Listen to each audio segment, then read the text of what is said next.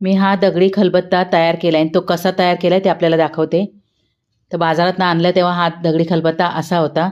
तर ह्याच्यात आता पाणी टाकायचं आहे आणि याला ना घासणीने चांगलं घासून घ्यायचं. त्याच्यातले बारीक बारीक कण आहेत ना दगडाचे, ते पूर्ण निघून जातील ह्या पद्धतीने घासून घ्यायचं.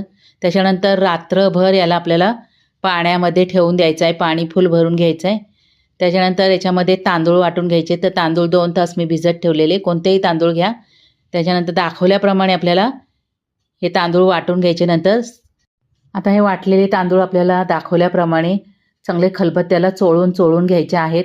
म्हणजे बारीक कण असतील कुठे तर ते निघून जातील. नंतर धुवून घ्यायचं आहे आणि सुकवून घ्यायचं आहे. सुकल्यानंतर याला हळद आणि तेल लावून घ्यायचं आहे आणि 1 दिवस पूर्ण याला असंच ठेवायचं आहे.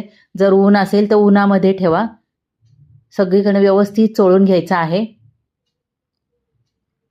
तर बघा 1 दिवस मी असा उन्हामध्ये ठेवलेला आहे. त्याच्यानंतर आपल्याला टिश्यू पेपरनी पुसून घ्यायचं किंवा साध्या पेपरनी किंवा कपड्याने पुसून घ्या. तर आतमधलं तेल आहे ना ते पूर्ण पुसून घ्यायचं आहे सगळीकडनं. त्याच्यानंतर याच्यामध्ये आपल्याला सुकं खोबरं भाजलेलं चांगलं जास्त भाजून घ्यायचं आहे सुकं खोबरं आणि ते कुटून घ्यायचं आहे. आणि हे खोबरं पण आपल्याला ना सगळीकडनं व्यवस्थित असं लावून घ्यायचं आहे आणि परत 1 दिवस आपल्याला असंच ठेवायचं आहे. म्हणजे याने ना हा दगड एकदम असा काळा होणार.